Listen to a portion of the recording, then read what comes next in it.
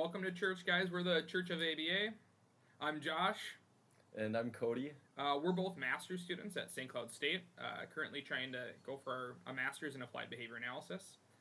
Today, what we're bringing you is a little bit from our BACB code book. Each of us are going to talk about one different ethical code and just have like a general conversation about ethics and kind of like what it looks like in our lives and how we've applied the codes. Sure. Yep.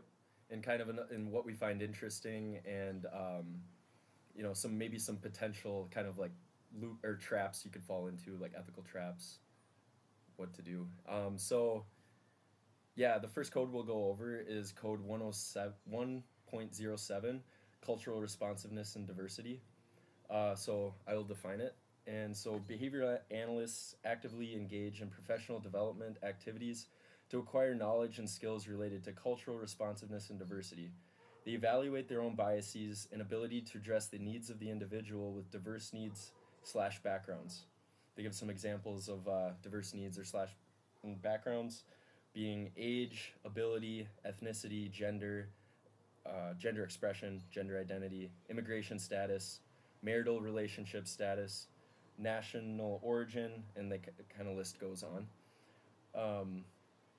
Behavior analysts also evaluate the biases of their supervisees and trainees, as well as the supervisees and trainees' ability to address the needs of the individual with diverse needs and backgrounds. So there's probably a few parts of this code that jump out to me. The first being that the behavior analyst has like an ethical obligation to acquire knowledge about, this, like the culture itself. Sure. And also like evaluate their own biases of their own culture. I mean, there's also they talk about evaluating the biases of supervisees and trainees, but I kind of figured maybe we could just talk about those first two components. Yeah. First. So kind of before we get into that too, something I kind of wanted to mention that has been known for a while is just like the inequities of service for like diverse groups of people. Sure. I know like a lot of like the medical literature and stuff, they've talked about that, and some papers I read before doing this is like ABA is no different. Like there's inequities in who gets services. Right. And they also talk about too like inequities in like implementing cultural components into treatment. Oh, okay. So yeah, which is a major problem. I don't know. So one strategy they talk about too is just right off the bat, like assessing cultural needs and stuff like that. I know I've never been involved in doing anything like that. I don't have you, Josh, at all. So kind of assessing cultural components, taking those into account right off the bat, like kind of on intake maybe, or maybe a little after intake. No, I think like that would be probably the most natural place to like talk about that, and during the intake, and like what does that look like from a cultural standpoint, and like when we're setting those goals, making sure that we are incorporating that in some sort of way. Yeah. I don't know if I've had like a ton of necessarily experience with like asking those questions and like being part of that intake meeting, but I know that like for my BCBA, it's something that like we're looking to address is like what do you need from a cultural standpoint? Yeah. It's definitely like major component. I don't know if it's hit on much. Right. And I think like we could all could do a better job of hitting on like the cultural component, and like you and I were talking about this a little bit, but the difficult part about culture is that like you still need to like take in mind the individual and like what does that culture mean to them, because like two people could come from very similar cultural backgrounds, right? That we would label similar and then have just wildly different experiences. So like and like what parts of their culture do they want in the services, right? To like incorporate them on it, to figure out those components. I don't know, my mind just goes to like the individual, like the level of like the individual contingencies like Skinner talks about, and like cultural level, and it's like the culture is supposed to affects how a group of people behave, and how much do you take that into account, Right. If you can talk to the client about that, maybe that's the best way to go. But if you can't talk to the client, and I mean, it's interesting. I mean, how much, like, say for example, like a young nonverbal kid Right. who comes from a family with very strict cultural background or whatever their culture is, they adhere to those values. Mm-hmm. You know, maybe that's a bigger deal for Right. for that person's learning if the contingencies at home, you know, if that's how they work at home, you know, how do we include the skills in those, you know, use those contingencies to teach the skills we want to. Yeah. I could see that being huge, honestly. For sure. And Yeah. I think like you're getting at too. There's like some nuance to it because like you're saying with like kids, especially like kids that are nonverbal, Yeah, is like that's where my it goes. I definitely like again they might not fully understand like the cultural aspects of like what their parents are expecting out of them culturally, right? Sure. I know like for example like one kiddo that I worked with, it was like really important for the family that like every single time he ate that we made sure to like clean his mouth fully and you know clean his hands fully and like you know this young man didn't necessarily care if he had you know stuff on his face but like it was really important to the parents and like that's like a small thing that we could do that like incorporated their culture in some way you know? Sure. Yeah. Awesome. So, yeah, that's kind of, you know, maybe the importance behind it. So, another part of the code too, they talk about, you know, analyzing your own biases and like I know me and you have talked about this. Yeah. Like as Americans, I don't feel like honestly, I always kind of felt like I don't have much of a culture. Right. Yeah. Like I like hunting deer. That is an obsession that seriously surrounds a lot of my life. Yeah. I would say I don't know how that doesn't relate to ABA, but I'm just saying like culturally, you know, like I rich like Muslims for example, like they have like a lot of like rituals and stuff, or they're more you know like they pray at certain times of the day. Sure. I don't have that, so like in my mind, it's easy to be like, well, I don't have a culture. I probably don't have any biases, but the code talks about like no, you still come to the situation with like preconceived notions. For sure. And you should know those, you know, because yeah, we try to look at the data, but also we are still humans. Yeah.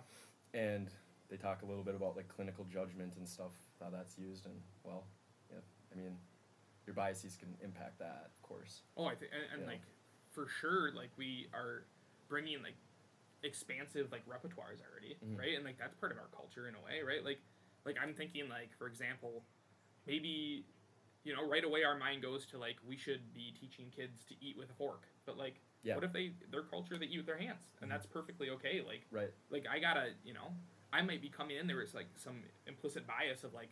Well, I've only ever learned to eat this with a fork. Yeah, and that would be a really easy one to do if you didn't know that some cultures do just eat with their hands. Right. Yeah, I could definitely... It would be very easy to target that and be like, yo, we need to get this to go away and it needs to be eaten with a fork. For sure. Very easy. Yeah. And like, yeah, we could think of that as like a negative when in reality, like they're rocking it. They're doing exactly what they should be doing, right? And that's their norm. When the kid goes home, that's what they do, and Yeah, I think that there's a lot of areas like that where like we should just take a step back and kind of like remove ourselves from like what we think is right and like actually like assess the situation of like and like you were alluding to earlier, we got to talk to parents about it. Yeah. You know, if our kids can't speak for themselves and like they can't tell you what they do culturally, then we got to reach out to parents and make sure that we are incorporating that in everything that we do. Right. Just to get to know their environment, because we're not there you know, at their homes, and we don't know their whole environment unless we talk to them. Yeah. How would we? Unless we just make assumptions, which everybody seems to do sometimes, and that's kind of a problem. That could be a problem. So.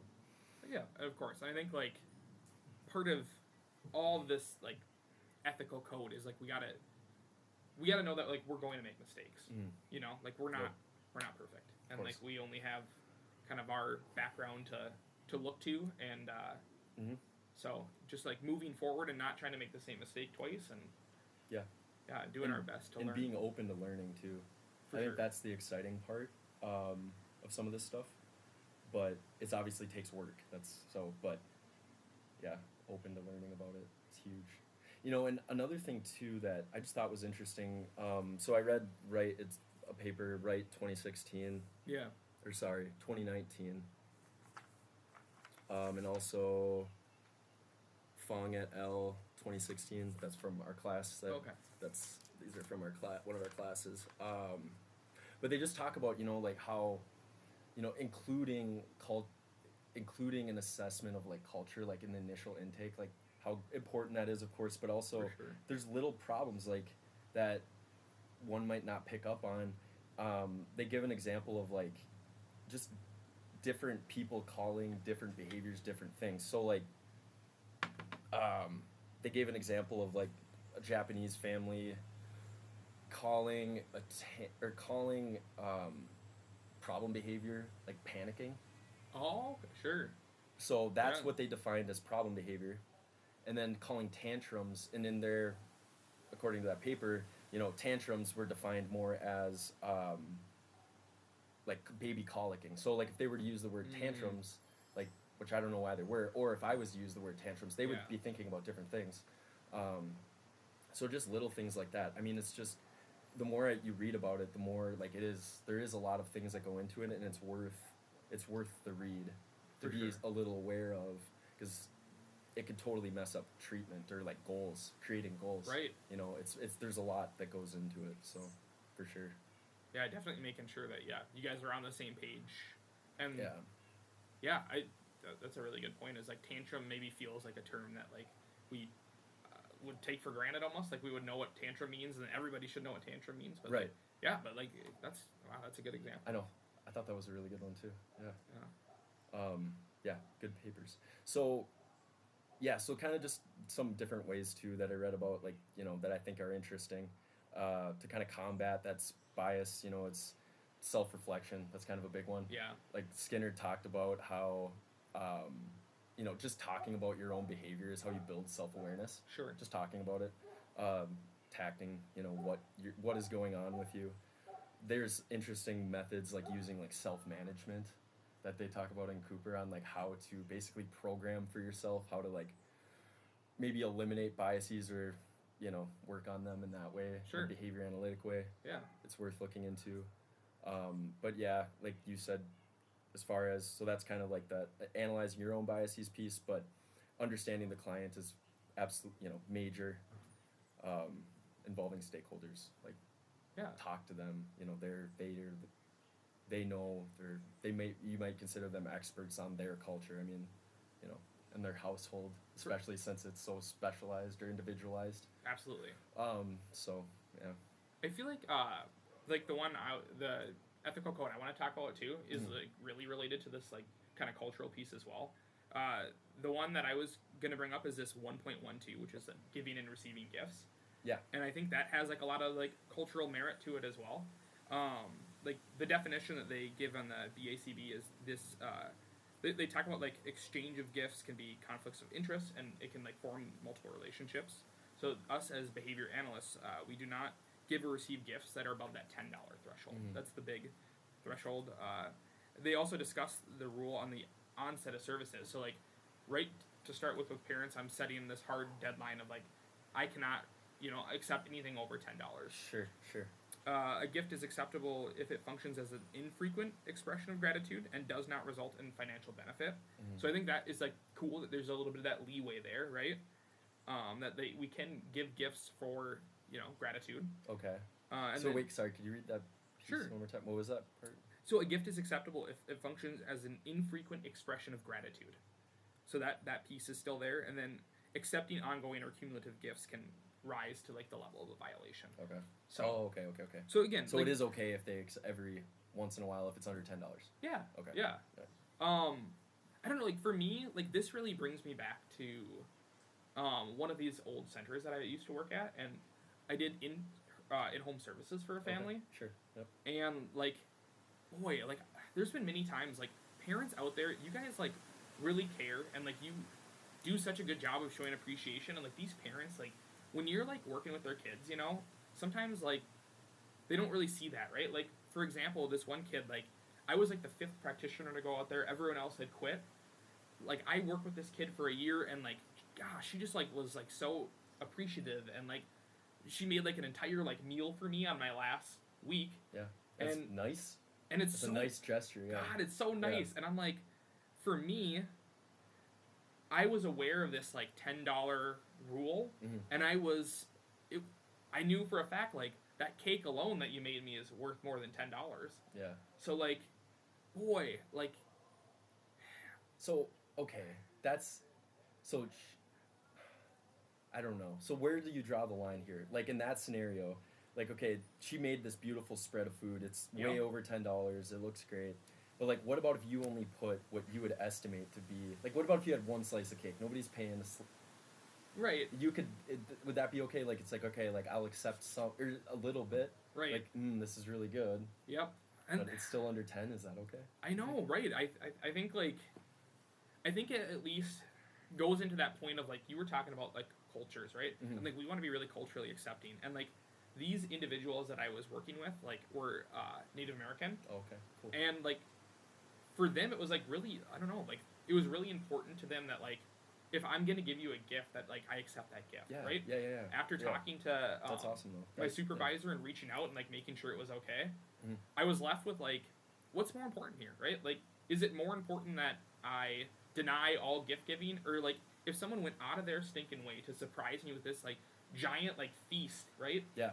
And like, yeah, I don't know what to say. I'm like, I'm gonna eat some, right? Right. And I think like what you're saying is like a good happy medium of just like eat a little bit, but not so much that you're like Yeah. overdoing that $10 mark. But Yeah. yeah, at that moment, I just was like, I am going to go with like making sure that I'm respecting their culture, respecting these people, and like accepting the gratitude, I guess. Yeah. And I don't know, man. Maybe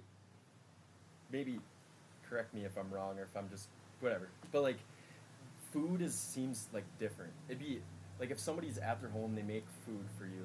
To me, like it seems a little different than somebody, maybe buying me a new watch. Right? Yeah. They're like, hey, but maybe I'm wrong. I don't know. Maybe money, it's costed the same. I don't know. Yeah. Maybe I don't know. I'm just throwing that out there, but I think it's What- it's a code for a reason. Like For sure. Yeah. I think you could fall under the same traps. I've definitely had parents where it's like, hey, Josh, as long as you're here, we got an open kitchen. You can go in there, grab whatever you want, Yeah. And like those offers have been made, and like, I think like just letting them know, like, gosh, like, your gratitude means a lot, and like when you like tell me that like you appreciate my services, like that does mean the world to me, right? Like I want to do a good job for you guys, Yeah. and that tells me that I'm doing it, right? Yeah. But like, again, I just don't want it to turn into a situation ever where like you feel like you have to feed me, Mhm. right? Like I don't want to take advantage of you guys because like I'm being paid to do this job, and yeah, it's something that like I'm doing because I'm passionate about it, right? Yep. And I don't need that like extra Yeah. little oomph on top of it. I think, yeah, and like you said, like we were talking about earlier too, like you're in their home already. It's like and it like I could see now like when we're talking about it, like if you're sit down, be maybe one thing to sit down, have dinner with them once if it was like this kind of like special event. Right. I don't know. Yeah, maybe that would be okay. Maybe it wouldn't. I don't know. But if you're doing it a lot, it is kind of an intimate thing. You're in their home having Right. dinner with them, like multiple relationship problem. Right, honestly. So, yeah, No, home is an intimate spot for sure. and I think there's just like a lot of avenues where it could go south. Another like situation that I kind of ran into. I like that you brought up the more money side of things. Okay. Yeah. So for example, okay, it was another client that I was working with, Yeah. and like you parents out there, you're just like lovely to like service providers. I don't know, I've just had like really great experiences. Parents have been like so giving and caring and like supportive That's to like awesome. their kids and myself. So it's like, I don't know, I'm thankful for that. But like, stop buying people stuff, please. It's so it's just. But for example, so this story here, I'm working. It's like my last week there, and I am letting this parent know, like, I'm gonna be transitioning to a different job. She ends up like offering me a gift card. She's like, I really appreciate how well you worked with my son. I want to give you this $25 gift card to Target. Yeah. I very clearly say, no, I can't do that. I really appreciate it. Like, it's so kind of you. She's being very insistent, like, please, I bought this for you. Your name's on it. I really want you to, like, take this money, and, like, it really would mean a lot to me. Okay. Right? So again, we're like getting into She that. just really, you think like she just really wanted to get across her gratitude for what you did? Absolutely. Yep. Okay. Yeah, and I was like, oh boy, like again, this is like, again, we're $25.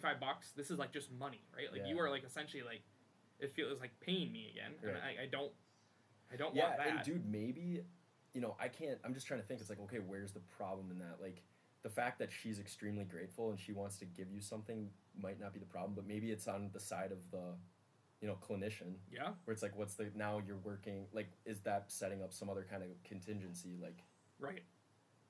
you know, Yeah. Yeah. For sure. or And like, yeah, like what I mean, if you accept, it could like even on like a holiday thing, like if they give you like a holiday, they give you $200 for a holiday oh, bonus. Yeah. Like maybe next year you're gonna be expecting that 200. Right. And like, do they have to start paying me every holiday?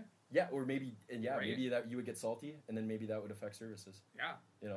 I could see that. Honest to God, Or I like, really could see that. what if it affected services even in a way where like maybe they didn't have the money anymore, right? And like what if they are feeling bad that they couldn't give me a gift, Sure. right? Like I think even And that they don't need to in Right. the first place. Yeah, 100%. I think that could even Yeah. affect our that's a good point. relationship. Yep. But Good point. that story at the end of the day, like I was able to say no, but she ended up sneaking the old gift card into my bag, Okay. into my laptop bag. Okay. And so I walk home, I like get home, I'm like digging through my laptop stuff, and I'm like, oh no. Sure. And so like I don't know, I feel weird about that one. I'm just like, wow, like it really meant that much to her that like she kind of was willing to like kind of bypass what I was saying and like just put it in there anyway. Yeah. So I don't know, should I have like taken the next extra step and like returned it? I don't really. Yeah, I was just thinking that. I mean, I don't know.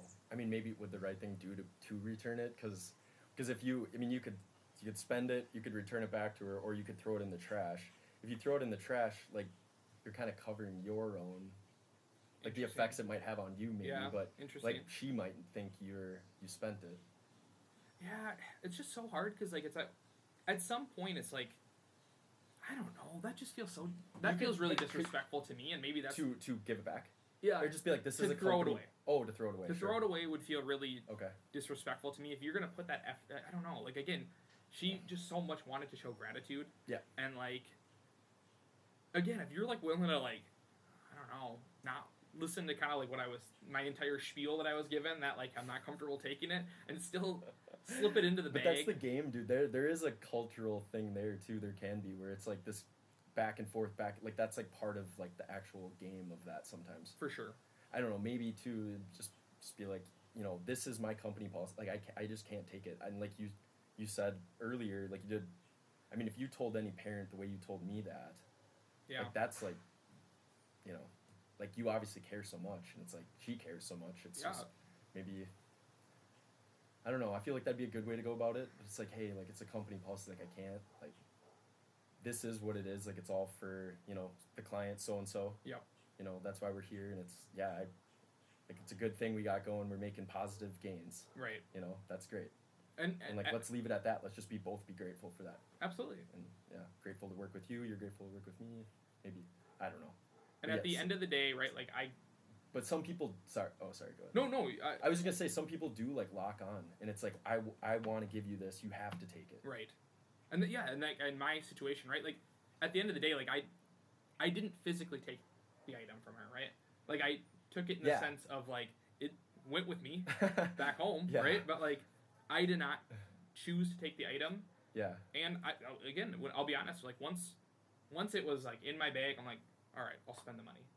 Sure. So yeah, I don't know whether that is right, wrong, or somewhere in the middle, but I don't know. Yeah. So okay, what would you do now, Josh? Like if you were like looking back on it, like what would you do now? I mean, if you were to go back and you could relive it, not that it's like the end of the world. I'm just saying, like, would you change, like, how, since we're ethical dilemma? Yeah, no, solving here.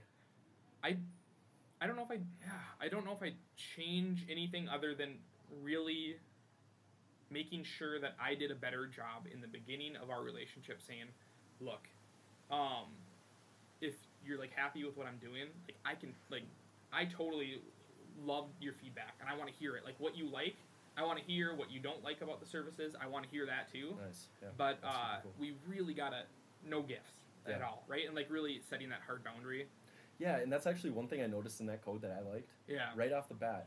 Like, isn't there something in there? It's like right off Right. the bat, for sure. And I you know, you say that, and it's like, and then stick to it as a professional. Like, if that has to benefit the relationship. That's like, okay, you're gonna do what you say. Yep. But also, it's setting the tone of like, you know, there is this boundary. Like, I like that they say to do it right away. Like, I really like that. 100%. Yeah. Yeah. Yeah. I think like it's a lot easier to start that relationship with like these really hard boundaries, Mhm. and then make sure that they stick, right? Like once you start a relationship kind of loosey goosey, and then you And start then adding implement stuff. it, and stuff's already getting weird. Yeah, Yeah, people might get mad. for sure. Yeah, for sure. No, yeah. But But yeah, I don't know if you have anything else to add, but I'm thinking like, yeah, I just want everybody that's like listening to, if you have any experiences similar to any of our codes, if there's anything you want to add, like please comment, like just Yeah. tell us your experience. Like again, you don't even need to necessarily know ABA or have been a part of this world to have like experienced somebody giving you a gift that you didn't know what to do with, sure. or like. Yeah. Again, culture's everywhere, so boy, everybody's experienced something with culture. So like, Yeah. Yep. talk about it. You know, we want to hear what Yeah. you have to say. Yeah, things you agree with or don't disagree with. Yeah, just throw it in there. Heck yeah! And thank you guys for listening. Yep.